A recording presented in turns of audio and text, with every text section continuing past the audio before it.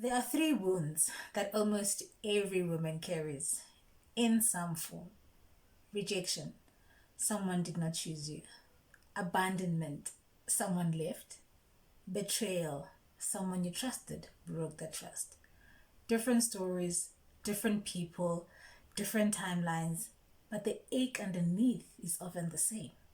And today we are starting series 2 with the wounds that hurt the most because they did not come from circumstances, they came from people.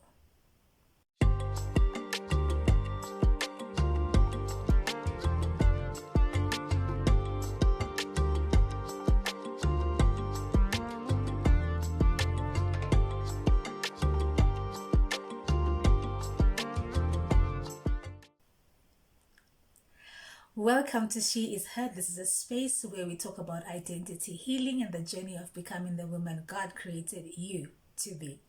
This is the first video in our new healing series, all leading to the same place: wholeness. I remember a moment when I realized I had been carrying something for years without ever naming what it actually was. That moment is where healing begins, naming it. What they did to you is not a verdict on who you are. Rejection is not proof you are unworthy of being chosen. Abandonment is not proof you are unworthy of staying for. Betrayal is not proof you cannot be trusted with love.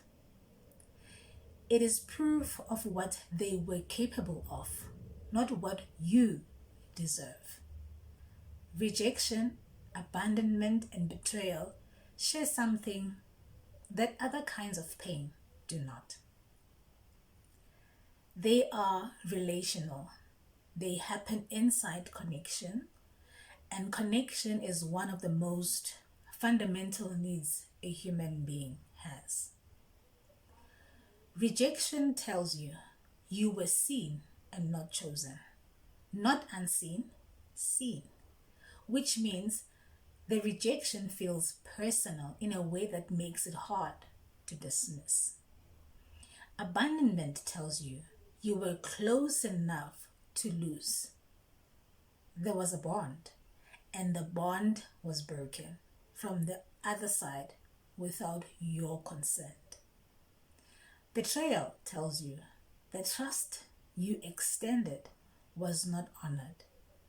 And once trust is broken in one place, it becomes harder to extend anywhere. All three wounds happen in relationship, which means all three wounds affect how you show up in every relationship after. That is why they cut so deep. And that is why they deserve to be healed deliberately, not just survived. Every wound leaves a lesson behind. Not a true lesson, a learned one. Rejection teaches you to audition for love before you trust that you already qualify for it. It teaches you to scan every room for signs you might not be wanted before anyone has given you a reason to think that. Abandonment teaches you to expect the ending before the relationship has even found its footing. It teaches you to keep one foot out the door or to hold on so tightly that you suffocate the very thing you are afraid of losing. Betrayal teaches you that trust is dangerous, that closeness is risk, that people who get nearest to you have the most power to hurt you. So you keep people at a distance and call it wisdom. These are not character flaws. They are logical conclusions drawn from real pain. But logical does not mean true. And the work of healing is learning to tell the difference. Here is where healing truly begins. Separating what was done to you from what it says about you. Because the wound does not just hurt you in the moment, it tries to become your story.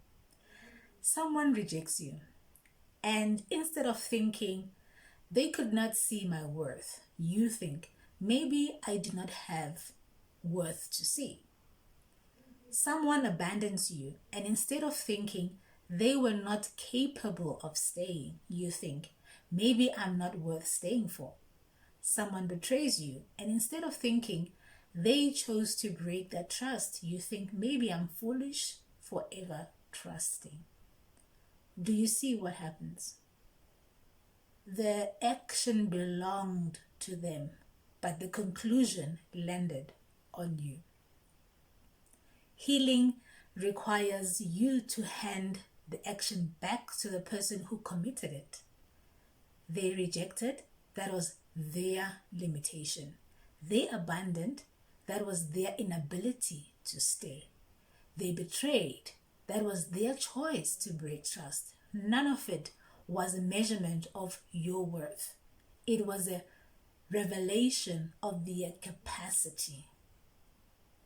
And those are two very different things.